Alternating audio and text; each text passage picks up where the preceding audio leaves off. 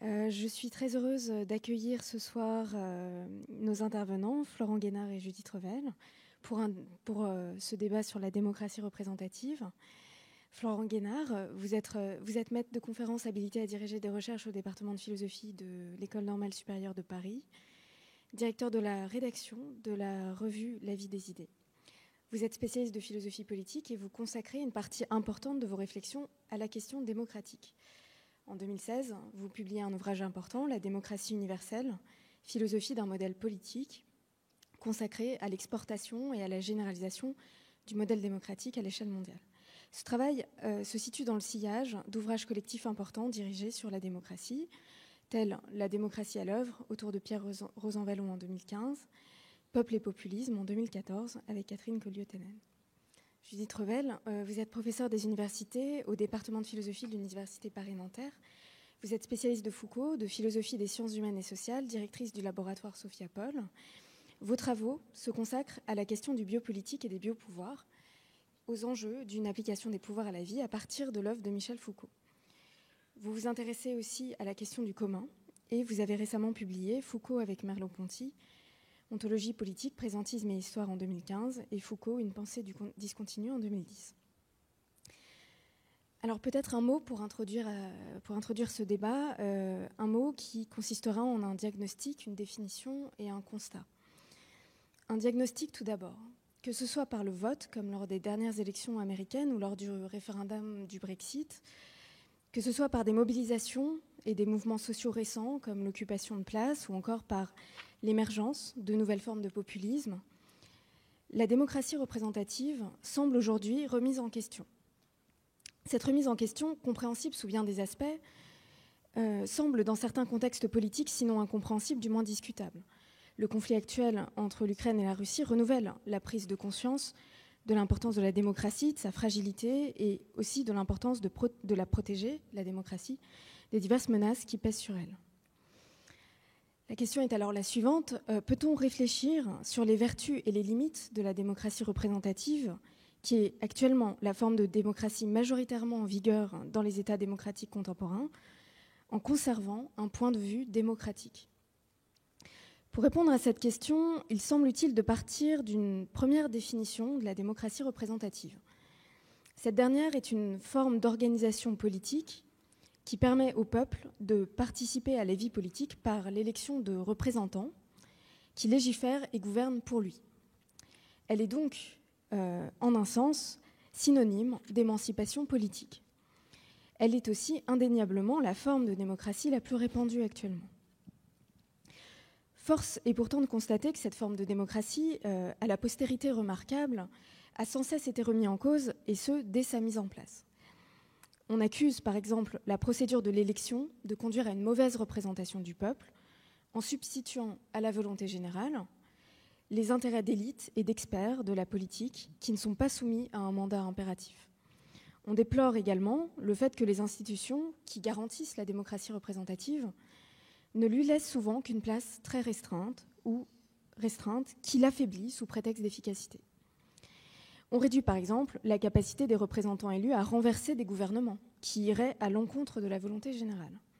Mais dans ce contexte, que reste-t-il au peuple pour exprimer sa souveraineté lorsqu'il est en désaccord avec ses gouvernants ? Enfin, et à cause de ses faiblesses, la démocratie représentative semble incapable d'endiguer la montée en puissance de figures démagogiques promettant une résolution rapide et simpliste des problèmes politiques les plus complexes. La démocratie semble donc marquée par une tension interne très vive. D'un côté, elle semble traversée par des fragilités constitutives, et de l'autre, elle semble être la forme de démocratie la plus pérenne et la plus viable. Comment alors parvenir à penser les fragilités de la démocratie représentative sans fragiliser la démocratie elle-même ? Telle sera une des questions qui orientera le débat de ce soir. Et justement, j'aimerais commencer par poser une première question. Que signifie, selon vous, Judith Revel et Florent Guénard, prendre position sur la crise de la démocratie représentative aujourd'hui, à un moment où l'on constate qu'elle peut se trouver radicalement menacée, notamment par la guerre ?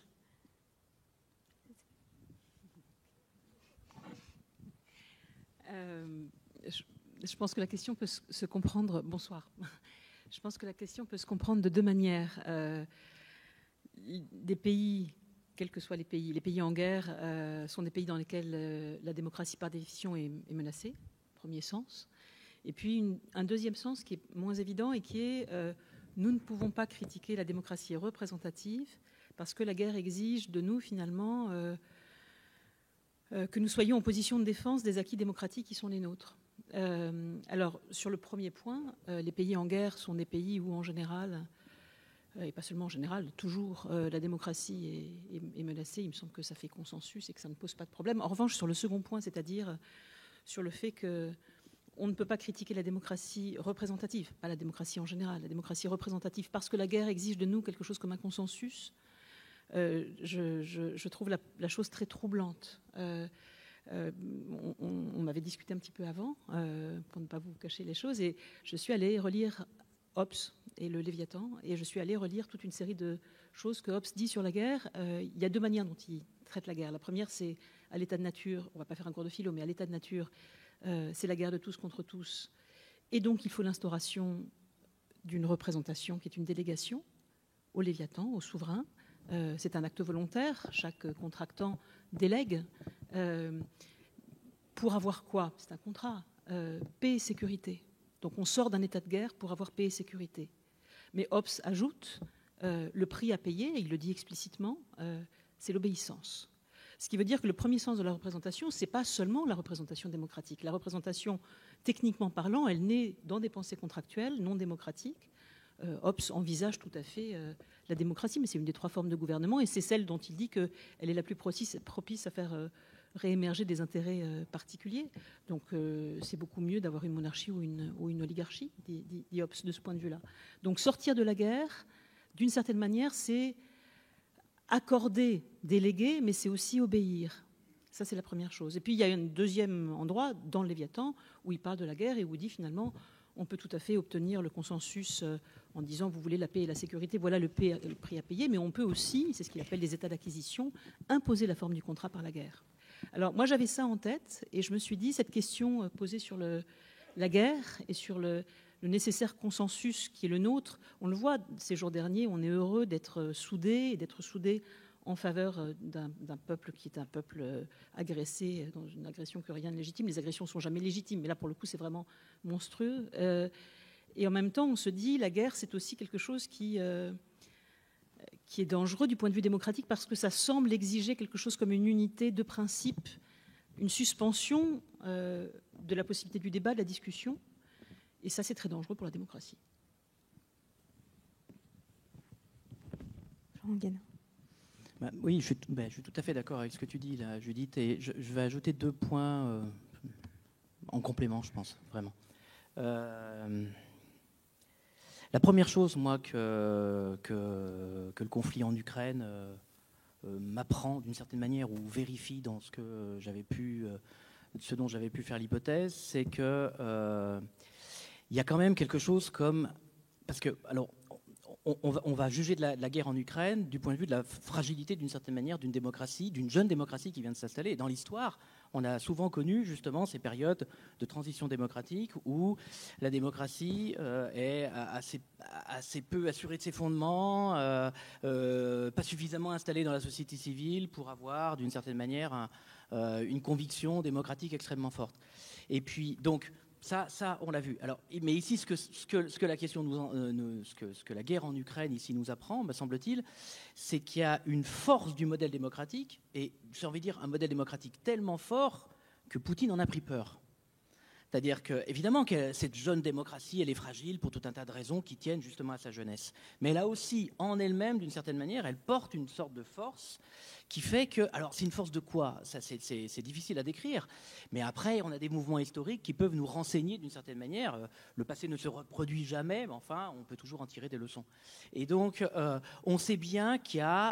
alors, en théorie politique, je ne sais pas si c'est bien nommé, mais on appelle ça l'effet boule de neige. C'est les Américains qui appellent ça, alors c'est le snowballing. Alors on appelle ça aussi en Europe plutôt la théorie des dominos. Bon, enfin, ça veut dire la même chose, qui est l'idée que quand il y a une démocratie qui s'installe dans un environnement régional autoritaire, eh bien, d'une certaine manière, les pays autoritaires, voisins de cette démocratie, en sont fragilisés. Parce qu'il y a quand même quelque chose comme la diffusion d'un modèle, c'est-à-dire des populations qui qui considèrent qu'étant voisin d'un régime démocratique, il est tout à fait possible, d'une certaine manière, d'avoir le même type d'institution, en tout cas le même rapport aux politiques qui s'instaure là. Donc ça, c'est le premier point, c'est-à-dire que je vois moins, d'une certaine manière, la fragilité, ou alors je dirais fragilité de la démocratie ukrainienne, mais en même temps force du modèle démocratique général. Et puis, alors du coup, ça, c'est le deuxième point, ça effectivement, comme tu le dis Agnès, ça nous oblige à situer d'une certaine manière davantage notre critique de la démocratie.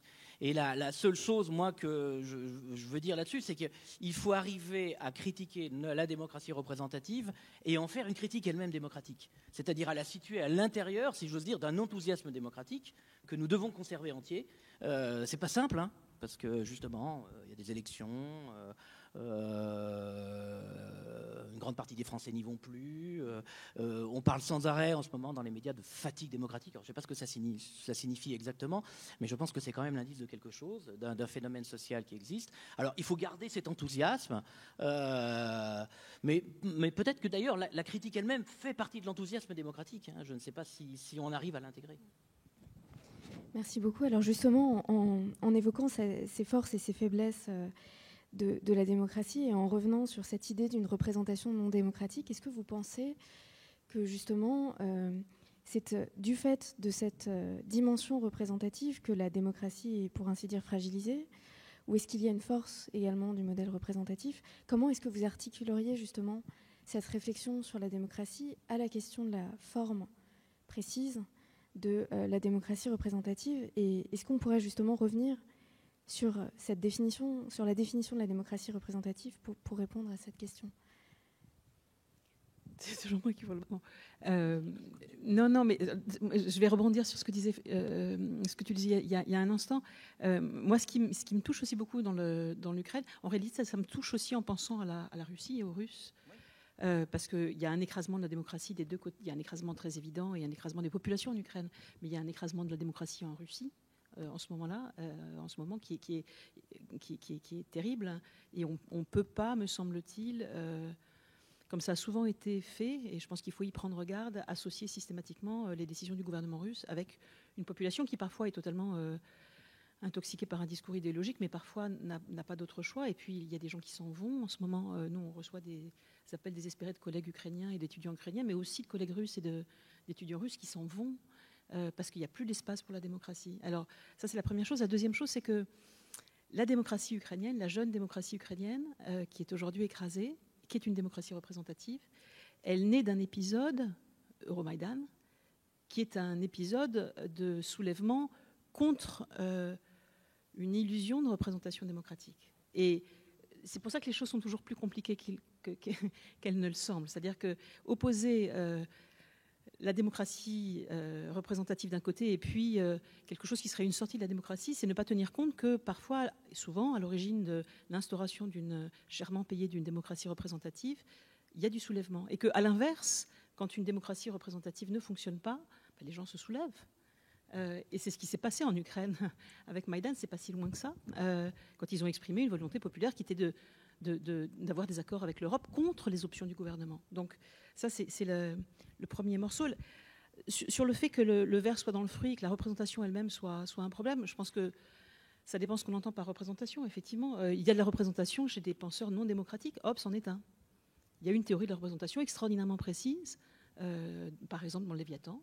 Et il faut se rendre compte que cette représentation-là, qui est une délégation, c'est hors de toute formulation démocratique. Et puis il y a des représentations qui le sont, démocratiques, et qui sont explicitement formulées. Alors c'est des choses, j'ai un peu honte de dire ça parce que tu connais ça infiniment mieux que moi, mais livre 3, chapitre 15 du contrat social de Rousseau, moi c'est des choses qui m'ont toujours, c'est des pages qui m'ont toujours sidéré. Quand Rousseau dit, faites attention, après avoir fait une théorie de la représentation, c'est dans le chapitre sur les députés et les représentants, ça marche pour le pouvoir exécutif. Il ne dit pas seulement que ça marche, il dit qu'il faut toujours plus de commissaires pour le pouvoir exécutif. Donc, il faut démultiplier les représentants pour le pouvoir exécutif. En revanche, là où c'est très compliqué, c'est sur le pouvoir législatif, parce qu'en permanence, il y a le risque d'une autonomisation du pouvoir législatif par rapport à la souveraineté qui est le peuple, et le cycle, c'est le peuple. cycle de ces rencontres. Ou alors il faudrait inventer quelque chose comme une rétroaction permanente, un contrôle permanent du peuple souverain sur le travail et les résultats du législateur, c'est-à-dire de nos représentants. Et bien entendu, c'est une quadrature du cercle, et il finit par faire ce qu'on fait en général, c'est-à-dire dire il y a trop de gens, ça marche pour les petites unités, c'est Jean-Jacques Citoyen de Genève, ça marche pour la Corse peut-être, enfin, c'est ça, mais c'est un vrai problème. Quelle procédure on invente pour que la représentation démocratique puisse aussi fonctionner pour le pouvoir législatif? Ça, c'est moi qui le rajoute. Il a plutôt l'air d'exclure le pouvoir législatif. Pour nous, aujourd'hui, la représentation politique, c'est essentiellement le vote pour nos représentants, pour nos députés. J'ajoute, puis je te donne la parole, c'est que, vu de France, c'est particulièrement compliqué parce qu'on est dans un régime constitutionnel, celui de la 5e, depuis 1958, qui a extraordinairement déséquilibré les rapports entre les représentants dans les chambres, Assemblée nationale et Sénat, et puis un pouvoir présidentiel voulu par De Gaulle qui verticalise, qui minore le poids de la représentation et qui verticalise encore plus. Et je pense que on va probablement en parler. Il y a eu des soulèvements sur des insuffisances de la représentation politique partout dans le monde depuis une grosse dizaine d'années, en gros depuis 2011. En réalité déjà avant, mais on a une saison depuis ce qu'on a appelé printemps arabe qui a essaimé, y compris ailleurs que dans le monde Maghreb-Machrek, y compris en Europe, aux États-Unis, etc., au Brésil. Mais on est dans le contexte français, dans un contexte très particulier où, en plus, on a ce déséquilibre structurel qui est lié au texte constitutionnel de la 5e. Je rebondis sur ce que tu dis, parce que c'est toi qui as cité Rousseau, donc effectivement, tu as raison de citer ce texte-là, parce qu'il est assez dense, en fait, en termes de critique de la représentation. Et j'ajoute un argument, me semble-t-il, qu'on peut extraire de ce chapitre-là. Et ça va dans le sens que tu dis sur la quadrature du cercle, en fait, le fait qu'effectivement, au fond, Rousseau nous dit, il dit aussi la chose, il dit, voilà, dès que vous avez des représentants, dès que vous allez élire des représentants, vous allez avoir une sorte de réflexe d'absence de citoyenneté. C'est-à-dire que vous allez remettre la politique à ceux qui sont d'une certaine manière chargés par l'élection de s'en occuper, et puis vous deviendrez moins citoyen, c'est-à-dire que vous irez faire vos affaires privées, etc. etc. Et donc, le problème, c'est qu'il faudrait, comme tu l'as dit, Judith, il faudrait pouvoir raccourcir, si j'ose dire, la distance entre le citoyen et le représentant, c'est-à-dire le contrôler, le tenir, par un certain nombre de dispositifs institutionnels, mais pas seulement, parce que ce soit aussi par la vigilance citoyenne. Et en même temps, le fait même de voter pour des représentants fait qu'on va se désintéresser d'une certaine manière des affaires publiques parce qu'on a délégué. On a d'une certaine manière délégué quelque chose comme ça. Donc ça se joue la question de la représentation, ça se joue institutionnellement aussi. Alors on y reviendra sans doute de savoir qu'est-ce que ça signifie la représentation, qu'est-ce qu'il faut représenter, puisque si il y a effectivement un certain nombre il y a une partie de la population qui sans doute, ou des électeurs qui ne se sentent pas représentés. Mais qu'est-ce que ça signifie ne pas se sentir représenté? Qu'est-ce qu'on attend de la représentation? Donc ça on y reviendra. Mais il y a aussi le fait que la représentation est une forme de délégation justement de la charge politique, alors que l'idée même de la démocratie, c'est qu'on devrait toujours avoir à s'en occuper d'une certaine manière. Et donc cet argument des mœurs politiques, en fait, des mœurs citoyennes, est un argument extrêmement intéressant. Parce que c'est justement là, me semble-t-il, que se joue le rapport entre notre ethos, si j'ose dire, et les institutions. Oui, merci. Alors justement, en parlant de soulèvement et en mentionnant Rousseau, il me semble qu'on pourrait peut-être se poser une question. Alors des soulèvements, Judith Revel l'a évoqué, et ça a été beaucoup évoqué durant ces rencontres de Sophie. Des soulèvements, on en connaît, ou en tout cas des protestations contre la démocratie représentative, donc le Brexit, les Gilets jaunes, les nouvelles formes de manifestations populaires, d'occupation de place. Toutes ces manifestations, tous ces soulèvements semblent justement être opposés à ce que vous avez nommé l'illusion justement représentative. Alors vous mentionnez Rousseau, est-ce qu'il y a une spécificité de ces soulèvements contemporains ou de ces protestations contemporaines en ce qui concerne la démocratie représentative, ou est-ce qu'en suivant la référence à Rousseau, on doit dire que c'est en un certain sens quelque chose qui accompagne toujours la démocratie quand elle se réalise. Enfin, est-ce que vous donneriez un poids particulier, spécifique, historiquement parlant, à ce problème? Est-ce que finalement, la démocratie qui s'est incarnée sous la forme de la représentation politique n'est plus capable de fonctionner suffisamment, et si c'est le cas, pourquoi elle a été capable à un moment donné de fonctionner dans l'histoire? Voilà, pour le coup, là, c'est moi qui réponds, parce que j'ai envie de répondre. Bon, moi, je travaille suffisamment sur Foucault pour penser. Moi, ce que j'ai appris de Foucault et ce qui m'accompagne maintenant, au-delà de la référence à Foucault, qui peut intéresser ou pas intéresser, c'est que les concepts ont une histoire, qu'aucun concept ne vaut pour toujours de la même manière, et que le concept de peuple en est un, par exemple, le mot d'État, le mot de société, tous ces mots-là ont une histoire et n'ont pas la même valeur selon qu'on les prend dans l'Antiquité, au Moyen-Âge, à l'âge moderne, au XIXe siècle ou aujourd'hui, et qu'ils ont aussi une géographie. Et donc, on va probablement en parler quand on parlera de populisme. Le mot populisme ne résonne pas de la même manière si vous le dites à Buenos Aires, avec Ernesto Laclau, ou si vous le dites à Paris, ou si vous le dites dans la Hongrie de Orban. C'est pas parce qu'il y a des gentils et des méchants, c'est aussi parce qu'il y a des gentils et des méchants, mais c'est parce que les concepts ont une histoire et une géographie. Et je pense que ça, c'est une chose, il faut historiciser les concepts et pas les prendre pour des universaux. Donc ça, c'est un point méthodologique. Mais du coup, dans la liste que tu faisais, Agnès, moi aussi, je m'étais fait une petite liste des mouvements. Alors certains, je les connais de l'intérieur et pas, alors pour le coup, pas comme philosophe, enfin on l'est aussi toujours, mais comme observatrice et comme observatrice intéressée. Depuis 2011, alors il y a les printemps arabes, enfin, il y a Place Tahrir au Caire, janvier 2011, il y a Place de la Casbah à Tunis, février 2011, il y a Puerta del Sol à Madrid, qui a été évoqué par Jacques Rancière tout à l'heure, il y a la Place Saint-Agma à Athènes, il y a Occupy Wall Street en 2011 toujours, Zuccotti Park, enfin, on peut démultiplier. Et puis, il y a bien entendu Nuit debout, la Place de la République à Paris, en 2016, il y a Maïdan, en 2014, il y a Gezi Park en 2013 et Istanbul, je vous le dis en vrac. Et puis il y a, je reprends ta liste, le Brexit. Il y a des mouvements populistes, alors il faut les caractériser, je pense qu'on va en parler dans un instant. Et du coup, dans cette espèce de liste d'inventaire à la Prévert, de liste des courses, on se dit comment est-ce que je fais le tri entre... C'est ça le problème finalement. Si on veut démocratiser la démocratie, comment est-ce qu'on fait pour démocratiser la démocratie? C'est une expression d'Étienne Balibar que je lui emprunte parce que je la trouve magnifique.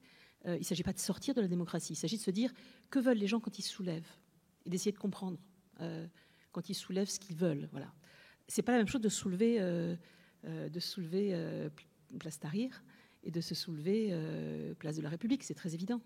Donc que veulent les gens? Il y a des gens qui veulent la démocratie tout court, et puis il y a des gens qui veulent un autre rapport, probablement une autre, c'est ce que tu disais, une autre participation, un autre engagement, qui voudraient s'engager, qui voudraient être actifs dans une démocratie dont ils se sentent, dans le meilleur des cas, souvent spectateurs, et dans le pire des cas, des laissés pour compte, des désaffiliés, comme dirait Castel, des rebuts sur le côté, etc., etc. Donc, et puis après, il y a des mouvements qui sont des mouvements de type démagogique, il y a des montées de fascisme, il y a des montées de nationalisme, et il faut aussi faire le compte comme ça. Alors, comment est-ce qu'on fait le tri? Bon, il n'y a pas de recette miracle, moi, je n'ai pas de recette. Il y a alors, je vais répondre par un espèce de joker, je ne devrais pas, mais ça marche, donc ça permet de répondre, d'éviter, de contourner la difficulté. Je vais répondre avec Spinoza. Toutes les révoltes qui augmentent la puissance d'agir, à la fois individuelle et collective, sont des révoltes démocratiques, de démocratisation de la démocratie. Toutes les révoltes qui diminuent la puissance d'agir, à la fois des singularités et des collectifs, sont des révoltes qui écrasent la vie, et en écrasant la vie au sens social et politique, pas la vie biologique, enfin, la biologique aussi, avec les bombes, ces révoltes-là sont en revanche ce sont des menaces pour la démocratie. Donc on peut faire le tri, on peut dire, je ne sais pas, la dénazification dont parle Poutine est un atroce écrasement de la puissance d'agir des Ukrainiens et d'une partie du peuple russe qui n'a pas demandé à être embarqué dans l'aventure, et de nous qui sommes spectateurs. Voilà. Et ce n'est pas la même chose que se soulever pour avoir des droits, se soulever pour avoir de la participation, y compris se soulever pour dire que la représentation ne fonctionne pas suffisamment ou a fonctionné mais ne fonctionne plus exactement comme elle a fonctionné, parce que finalement les mécanismes politiques, ça vieillit aussi. Les formes politiques, ça vieillit. Alors, je ne veux pas me parler... J'ai encore une minute, puis après c'est un épisode biographique, mais En 2002, moi je vivais à l'étranger et j'ai accueilli le soir des élections du premier tour une jeune fille de ma famille qui venait d'avoir 18 ans et qui avait voté pour la première fois. Vous vous souvenez du 21 avril, elle avait eu 18 ans le 7 avril et donc elle pouvait voter. C'était inscrit sur les... Et quand on a vu le résultat du premier tour, elle a fondu en larmes. Mais pas parce que c'était terrible, bien sûr que c'était terrible, mais elle a fondu en larmes parce qu'elle savait ce qui l'attendait au deuxième tour. Et parce qu'elle était astucieuse et qu'elle a pensé, c'est la première fois que je vote. Le vote, c'est l'instrument par excellence de la démocratie. Et dans notre système français de la 5e, c'est un suffrage direct majoritaire à 2 tours. Et donc, je dois maintenant, et c'est ce qui s'est passé massivement le 21 avril, vous vous en souvenez, je dois, au nom de la démocratie, qui me donne le droit à exprimer mes idées, voter contre mes idées pour sauver la démocratie. Voilà. Et on s'est dit, c'est une exception. Et de fait, 2007, ça n'a pas été la même chose, et 2012, ça n'a pas été la même chose. Mais ça s'est reproposé de manière infiniment moins drastique, quoique, en tout cas du point de vue des pourcentages, en 2017. Et on reparle de la même chose aujourd'hui. Alors quand on dit épuisement de la représentation, par exemple, c'est ce que disent les étudiants quand ils disent on ne va pas aller voter. C'est, si c'est ça la démocratie, c'est-à-dire avoir le droit d'exprimer ses propres idées et déléguer cette voix à quelqu'un qui portera la voix, ça s'appelle de la représentation réussie. Mais si je dois voter pour sauver la démocratie elle-même contre mes propres idées, qu'est-ce que c'est que la démocratie ? Alors, moi, j'ai du mal à mettre sur le même plan, effectivement, dans la liste. C'est quand même une liste à la Prévert, parce que j'ai du mal à mettre sur le même plan, je sais pas, Maïdan, le printemps arabe ou les gilets jaunes, parce que les revendications ne sont pas les mêmes. Donc, l'ennemi contre un soulèvement, il a un ennemi, et l'ennemi, il est quand même assez identifié. Sinon, le soulèvement ne tient pas, n'a pas d'assises, et j'ai envie de dire, s'épuise de lui-même. Donc, c'est vrai qu'on peut quand même considérer que Maïdan, c'est la lutte essentiellement contre la corruption, quand même, des élites politiques. C'est-à-dire que c'est d'abord l'idée d'avoir des élites qui, au-delà même de la question de la représentation, soient honnêtes, c'est-à-dire ne profitent pas de leur position pour aller s'emparer des biens publics. Donc ça, c'est la première chose. Le printemps arabe, c'est pour soulever des régimes d'autoritaires. Donc c'est encore autre chose. C'est-à-dire que c'est pour gagner un espace de liberté et à la limite, cet espace de liberté leur permettant ensuite de décider par eux-mêmes du type d'institution qui pourrait justement recevoir le nom de démocratie, quelle que soit la forme. C'est-à-dire, c'est moins pour lutter contre une forme démocratique que pour déjà faire en sorte que le principe démocratique puisse avoir la légitimité qu'il a historiquement, si j'ose dire, dans les vieilles démocraties. Donc c'est une autre forme de combat. Alors, si on revient à la question qui est quand même assez centrale Agnès, c'est la question que tu as lancée en disant voilà, bon, ça a peut-être fonctionné, ça fonctionne plus. D'accord ? Alors, j'ai presque envie de dire bon, si ça fonctionne plus, qu'est-ce qui ne fonctionne plus ? C'est-à-dire qu'on peut pas, il faut, à mon avis, la question, elle est trop générale si on dit la démocratie représentative ne fonctionne plus. Il y a quand même une chose, me semble-t-il, qui est au cœur de la démocratie représentative et qui, me semble-t-il, est encore aujourd'hui considérée comme étant le cœur de la vie démocratique, c'est l'élection. Alors, on va revenir sur cette question, parce qu'on pourrait dire « Ah ben non, l'élection, on ne vote plus, etc. etc. » Mais il y a des raisons différentes pour lesquelles, effectivement, il peut y avoir de l'abstention. Et il y a une partie des abstentionnistes qui s'abstiennent justement parce qu'ils ne se reconnaissent pas dans le choix politique qu'ils auraient fait, mais qui ne sont pas prêts non plus à contester la légitimité du principe électoral. Donc je pense qu'il faut quand même conserver l'idée que si on est arrivé à cette forme de démocratie-là représentative, c'est parce qu'à un moment ou un autre, et je suis tout à fait d'accord avec toi, Judith, pour dire qu'il faut historiciser, parce qu'il y a eu un moment ou un autre où s'est imposé le principe de l'élection, c'est-à-dire l'idée que la démocratie, c'était le régime du consentement, davantage que le régime de l'accaparement du poste. C'est-à-dire qu'il ne s'agissait plus d'accaparer les postes de pouvoir, mais de consentir à ce qu'un certain nombre d'individus dans lesquels on se reconnais, je mets ça entre guillemets parce qu'il faudrait travailler justement sur ce principe de reconnaissance. Donc, voilà, on accepte que désormais, ça soit le régime de consentement. Je pense quand même que cette idée, il faut lui conserver sa noblesse. C'est-à-dire que je ne dis pas qu'il ne faut pas multiplier, on y viendra sans doute peut-être, mais enfin bon, on y vient aussi maintenant, je ne dis pas qu'il ne faut pas essayer d'autres types justement de formes démocratiques pour tisser autrement notre rapport à la chose publique. Et d'ailleurs, ça s'expérimente, il y a des conseils citoyens, il y a des conventions, etc., et qui font appel à d'autres mécanismes de désignation que l'élection. Ça, je suis d'accord.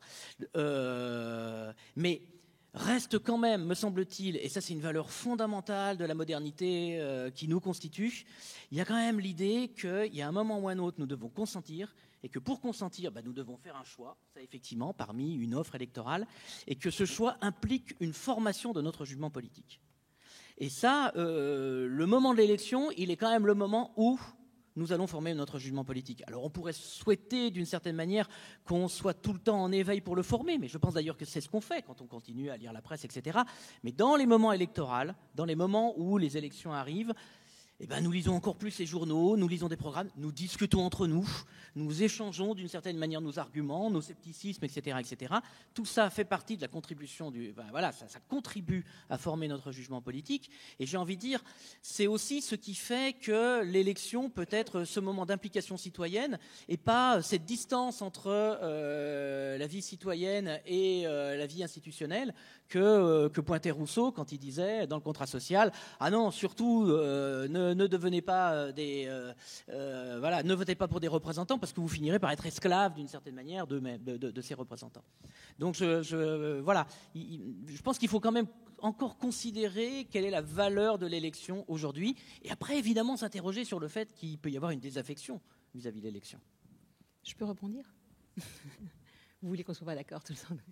Je suis d'accord, mais je pense qu'il faut... je pense qu'il ne s'agit pas de dire pour ou contre l'élection. Je pense qu'il faut bien entendu conserver les mécanismes électoraux.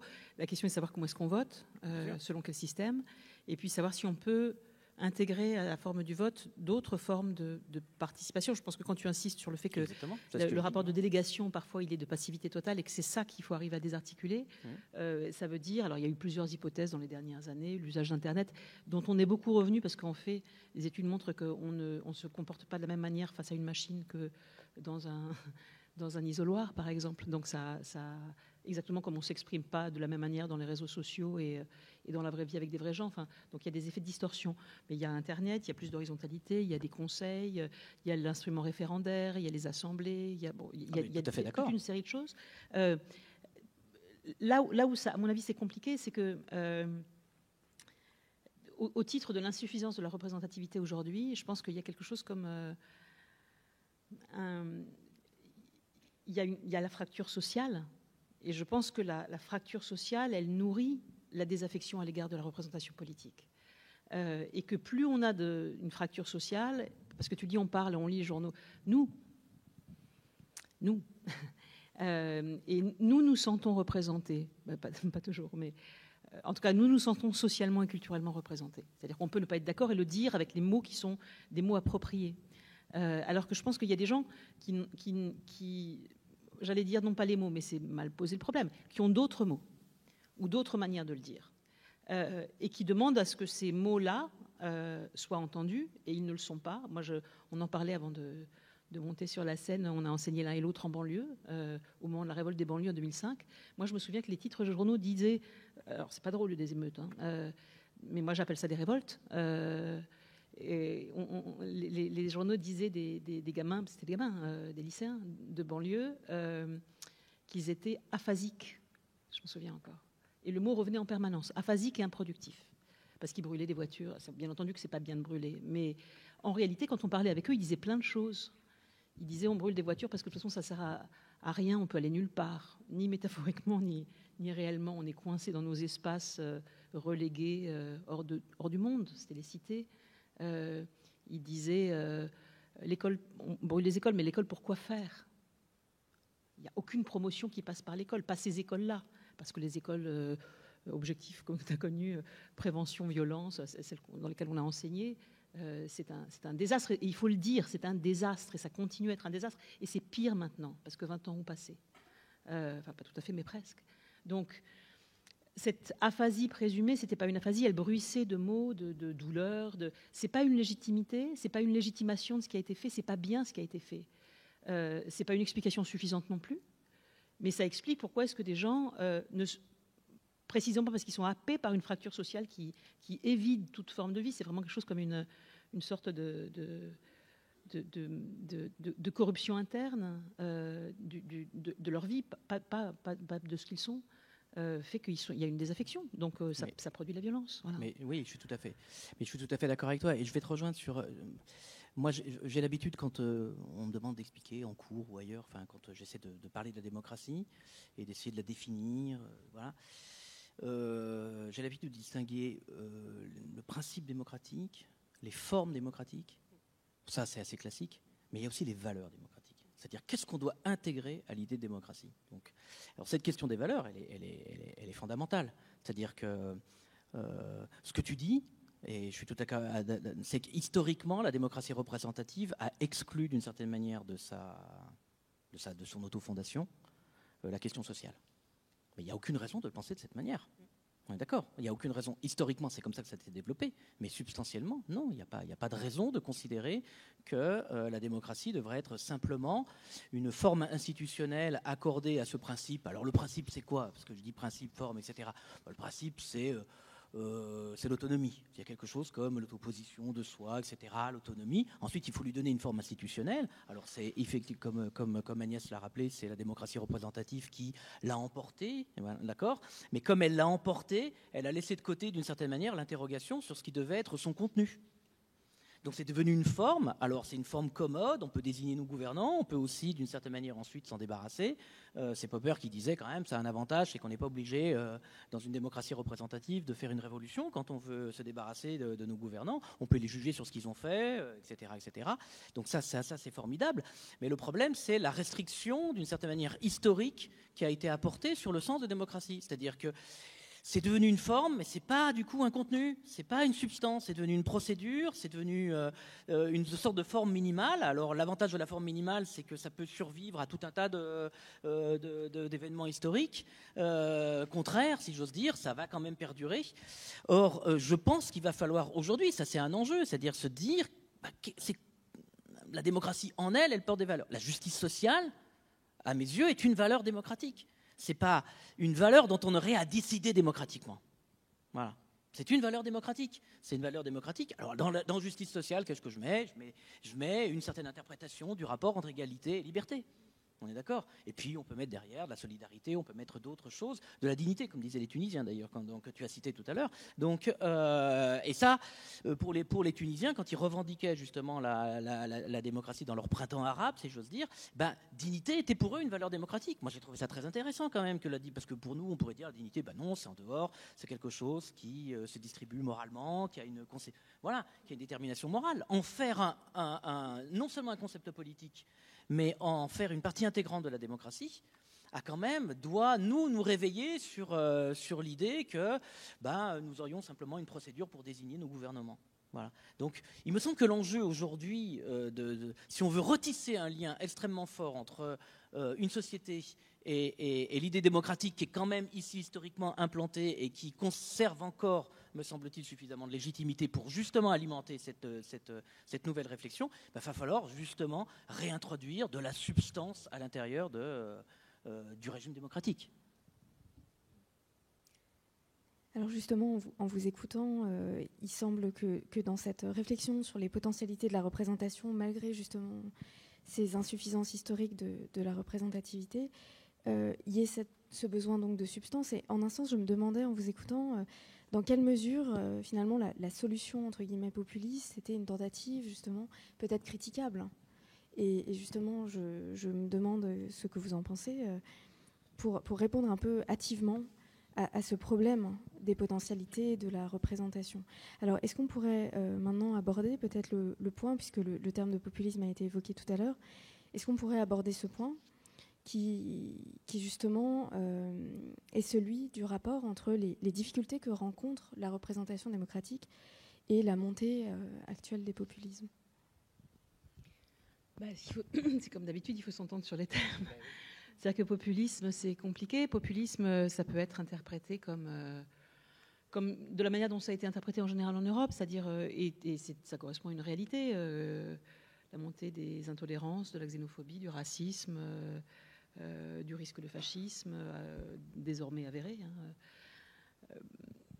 Et c'est une forme de démagogie, mais en même temps, je pense que ça ne suffit pas à caractériser le populisme. Techniquement, le populisme, moi, j'avais essayé de travailler un petit peu sur des critères liminaires, parce que, bien entendu, moi, mon repère, c'est les étudiants. Les étudiants sont en demande. Quand ils entendent populisme, ils disent « mais on parle de quoi ?» Et donc, je m'étais dit « qu'est-ce que je leur raconte ?» Et je me suis dit, finalement, quand on examine les exemples qu'on a autour de nous, alors Trump, Orban,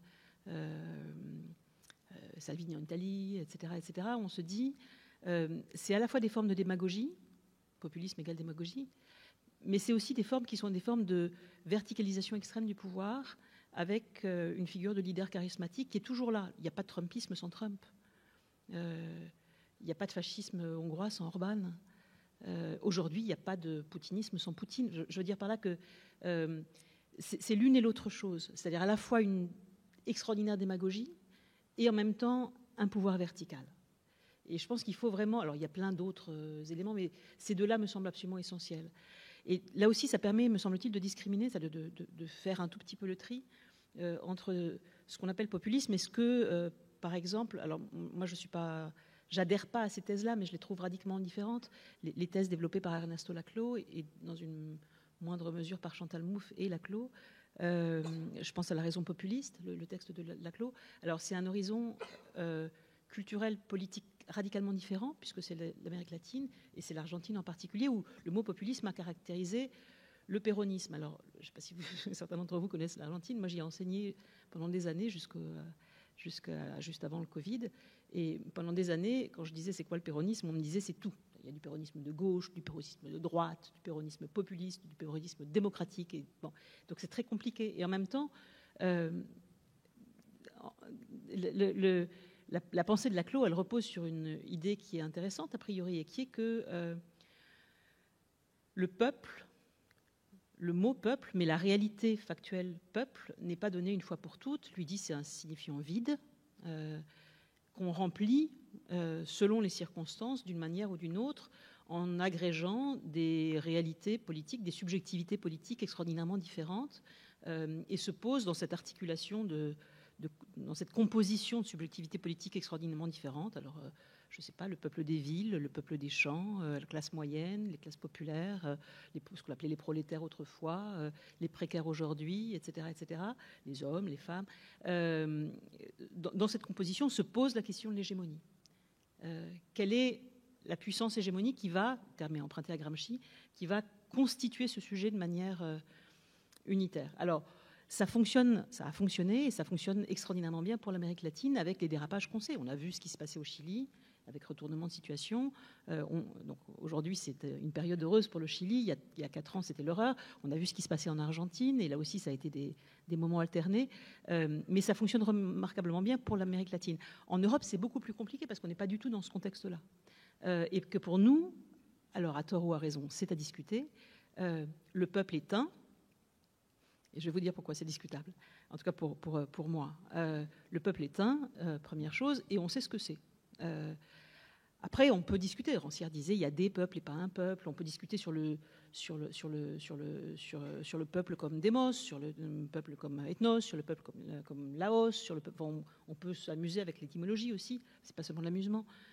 Mais on a l'idée que c'est un sujet collectif constitué. Alors, là où les choses sont compliquées et où on sort du champ du populisme, c'est que précisément les populismes prévoient un chef verticalisé et un peuple. Et toujours un peuple. Et cette idée de l'unité qui nous rassure extraordinairement et dont on a fait finalement la caractéristique de la souveraineté populaire.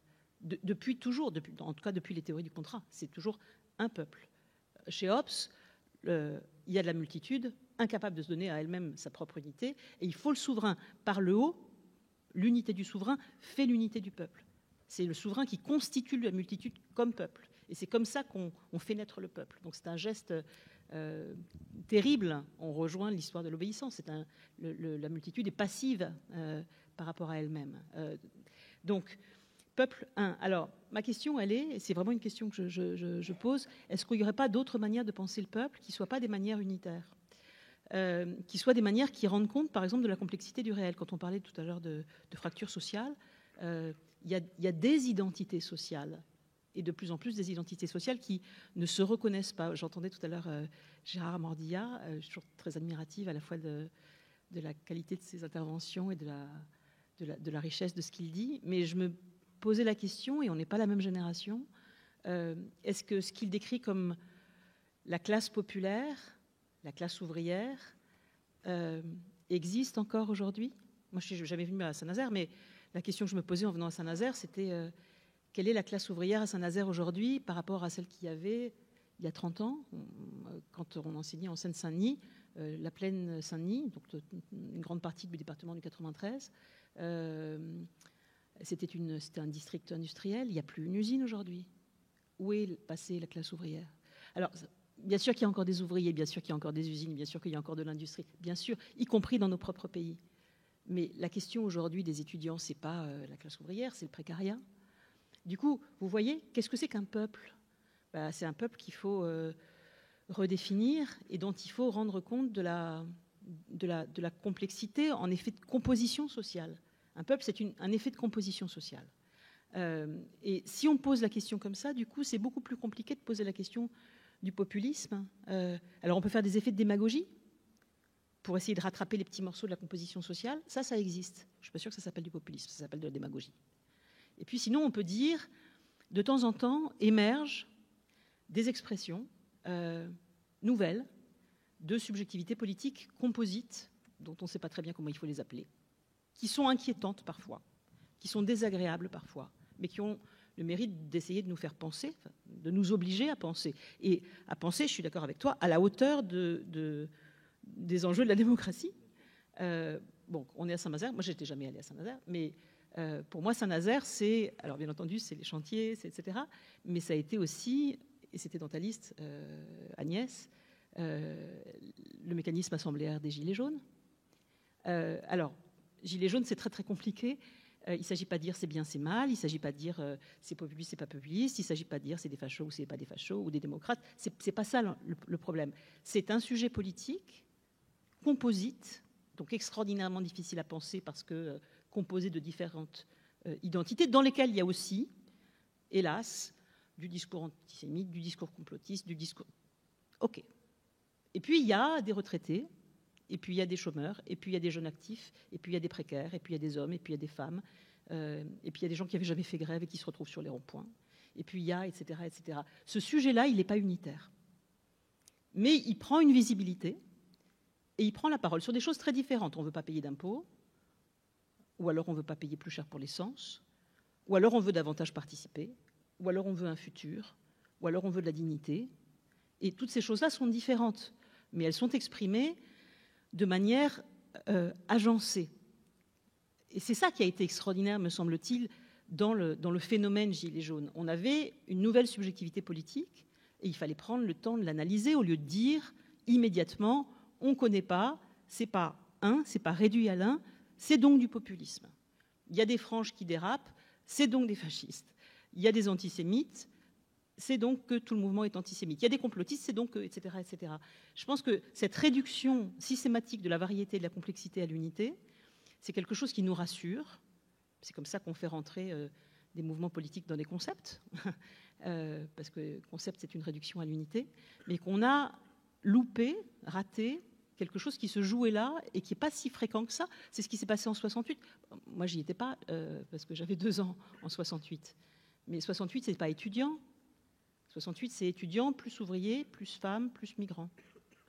C'est pas moi qui le dis, c'est les historiens de 68. Je suis allée lire Xavier Vignat, enfin des gens qui parlent de 68. C'est ce sujet composite-là qui était intéressant. Puis après, ça s'est délité dans les formes qu'on connaît. Et puis, alors voilà, quand il y a des émergences de sujets composites, moi j'ai l'impression que la démocratie, si on les prend au sérieux, la démocratie peut avancer. Oui. Mais en même temps, tu pointes un problème, c'est-à-dire que c'est moins d'une certaine manière. Parce que tout à fait d'accord avec toi pour dire qu'effectivement, le contemporain, je veux dire, se définit par l'expression et la reconnaissance des singularités encore plus qu'avant. Bon, mais une fois qu'on a dit ça, et une fois qu'on a caractérisé aujourd'hui donc ce moment contemporain qui est qu'effectivement les singularités sont multiples et elles entendent, donc elles l'ont peut-être toujours été, mais elles le sont peut-être encore plus, et puis elles entendent surtout se faire reconnaître comme singularité. Une fois qu'on a dit ça, reste quand même le problème d'arriver à penser un projet commun à partir de ça.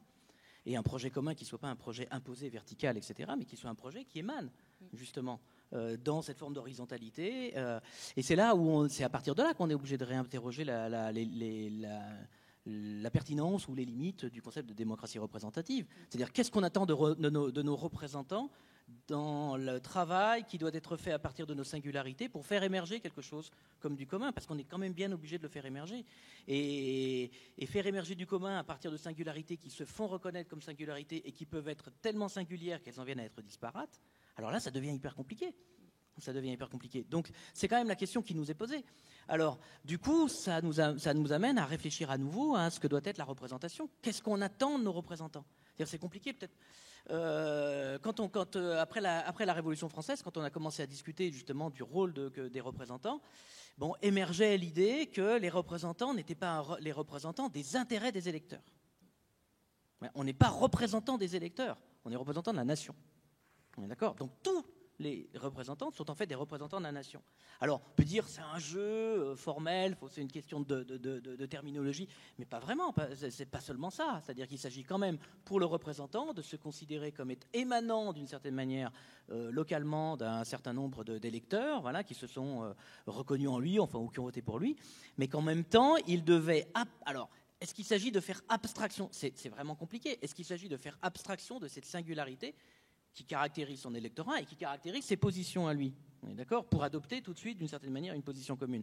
Je ne pense pas. Je pense que le travail intellectuel, c'est énorme d'ailleurs, hein, quand on y réfléchit, qui est demandé aux députés, c'est d'arriver à penser le général à travers la singularité qui le constitue comme étant, faisant partie de tel ou tel parti politique, hein, appartenant à tel ou tel ensemble politique, et émanant de telle ou telle circonscription avec les particularités. Voilà, quand on est élu d'une circonscription agricole, eh ben, on n'est pas évidemment, on n'a pas le même type, si j'ose dire, de détermination que quand on vient d'une grande ville, etc., etc. C'est pas au même type de problème qu'on a à répondre. Mais enfin, il faut arriver à penser la généralité à partir de cette inscription dans la singularité. Donc, c'est vrai qu'on peut toujours considérer, alors après c'est une autre question de savoir si nos députés font mal leur travail, etc. Puis c'est quand même derrière une question institutionnelle qui est la Ve République, etc. et la place qu'on leur laisse. C'est comme ça, on n'évitera pas cette question dans le débat, me semble-t-il. Mais faisons abstraction de ça. On peut toujours penser qu'effectivement les députés font mal leur travail. Mais moi j'essaie de voir la question de l'intérieur. Au fond, qu'est-ce que c'est qu'un député ? Je veux dire, comment on doit raisonner quand on est député ? Est-ce qu'on doit être dans une logique de groupe simplement ? Et là, c'est nos institutions nous amènent à ça, mais c'est pas inscrit dans la définition du député qu'il doit faire partie d'un groupe et voter comme tous les autres. Dans la définition du député, il y a l'idée justement qu'il arrive à produire justement une pensée du commun, alors qui est friable, il doit l'échanger avec d'autres parce qu'il n'est pas complètement sûr de ses arguments. C'est ça aussi la délibération, c'est ça l'idée d'une assemblée, c'est l'idée quand même d'une discussion et pas seulement d'un vote par groupe. Mais à partir justement de cette position spécifique, il faut quand même arriver à quelque chose qui donne un sens à l'idée de peuple. Je pense que c'est une fois que la décision elle est prise à partir des décisions sur justement des intérêts communs, qu'on peut ensuite dire qu'il y a quelque chose comme un peuple unitaire, mais qui n'existe pas avant même, d'une certaine manière, que ce travail politique s'exerce justement pour élaborer le commun à partir de ces singularités. Sauf que, deux choses. Le commun peut aussi être élaboré par les singularités. Peut être aussi élaboré par les singularités. Mais, par exemple, je pense aux travaux d'Elinor Ostrom, oui. Prix de la Banque de Suède, prix du Nobel d'économie qui n'existe pas, donc prix de la Banque de Suède 2009 sur le commun. Elle travaille elle est économiste, puisqu'elle est morte, économiste et politologue. Elle a travaillé toute sa vie en mélangeant de l'économie et des enquêtes ethnographiques sur des communautés qui vont de 5 000 à 50 000 personnes, et en s'apercevant que constatant que dans ces communautés, il y a une auto-organisation des communautés qui fait que par délibération et par conflit, mais surtout par délibération, il ne faut pas exclure le conflit non plus, ces communautés se dotent de règles. Son problème, c'était comment est-ce qu'on gère les ressources communes. Se dotent de règles pour gérer ces ressources communes. Et ce qui est extraordinaire, c'est qu'il y a quelque chose comme une autoproduction, une autoconstitution par les communautés elles-mêmes, c'est-à-dire par des ensembles de singularités qui sont liés par des rapports d'échanges, d'affects, de relations, etc., de leurs règles. Alors, ça ne veut pas dire qu'il faut faire l'économie de la représentation, mais ça veut dire que les représentants, nos délégués, nos représentants n'ont pas le droit exclusif sur la production des règles. On pourrait très bien imaginer que les règles elles soient constituées, auto-constituées par les sujets que nous sommes. Alors, sous quelle forme organisative? Ça, c'est à inventer. Il y a tout un pan. Et la deuxième chose, c'est sur l'unité. Je viens de parler de conflit. Moi, ce qui me j'allais dire me gêne, c'est pas dans ces termes-là que ça se pose, mais enfin, si, quand même un petit peu. C'est cette idée de la recherche de l'unité. Parce qu'après tout, le conflit a une valeur démocratique. Les sociétés où il n'y a pas de conflit, ce sont des sociétés totalitaires. C'est pas moi qui le dis, c'est Claude Lefort. Le point de retournement de la démocratie en son contraire, c'est la disparition de ce qu'il appelle la division originaire du social, qui est que là où il y a du social, Lefort en bon lecteur de Machiavel, là où il y a du social, il y a toujours de la conflictualité. Et la possibilité de trouver l'espace à la fois social, politique, institutionnel, pour l'expression de cette conflictualité et pour l'enregistrement de cette conflictualité. Il ne s'agit pas de dire « dis-moi que tu n'es pas content et puis c'est tout, et puis après tu te tais et on ne tient pas compte de ça ». Le conflit est un moteur démocratique. Le conflit interne à la démocratie fait que la démocratie peut continuer à être une démocratie. Et je pense que ça, par exemple, ça a été entièrement effacé par quelque chose qui est une logique de la recherche du consensus, c'est-à-dire de l'unité, qui a énormément recodé notre perception de la démocratie. Je suis d'accord avec toi. Je ne dis pas qu'il faut rechercher le consensus. Je ne dis pas qu'en fait, il s'agit, dans le travail de la représentation, d'arriver à une espèce de consensus entre tous les députés. Ce n'est pas ça le problème. Je pense qu'on n'y arrivera pas. Et justement, il ne s'agit pas de renier nos singularités et ce qui nous oppose. Simplement, il faut faire en sorte quand même, parce qu'il faut que ça soit viable quand même une démocratie, il faut faire en sorte quand même que les décisions qui soient prises, à défaut de les reconnaître comme étant des décisions communes, soient des décisions acceptées. Mais oui, ben ça, c'est un peu ça. Ça reste quand même le problème de la démocratie, c'est qu'on accepte quand même, qu'on finisse par accepter. Alors, on a réduit ça à une question arithmétique du principe majoritaire. Je ne suis pas sûr que ça soit la seule solution. Il y aura peut-être d'autres, comme tu dis, il y a peut-être d'autres formes justement à inventer. Mais il y a bien un moment où il va falloir qu'on reconnaisse, c'est quand même ça l'idée du jeu démocratique, qu'une décision qui a été prise selon un certain nombre de règles, qui ont déterminé justement une manière d'arriver, enfin de délibérer et d'arriver à ces décisions-là, qu'elles soient reconnues par ceux qui, a priori, ne la défendaient pas. Et si on ne reconnaît pas ça, je pense que la démocratie ne peut pas fonctionner. C'est quand même des choses élémentaires. On doit reconnaître sa défaite électorale, on doit reconnaître qu'effectivement, bien sûr. Et donc, ce type de reconnaissance suppose quand même qu'il y ait quelque chose, tu vois, que la conflictualité ne soit pas, front contre front. Tu vois, il faut quand même que dans la conflictualité démocratique, on reconnaisse quand même quelque chose de commun entre, enfin je sais pas, j'ose pas dire commun, mais enfin tu vois ce que je veux dire, quelque chose qui accroche. C'est pas front contre front. Sinon évidemment c'est pas possible. Sinon c'est la discorde. Sinon évidemment ça peut pas fonctionner.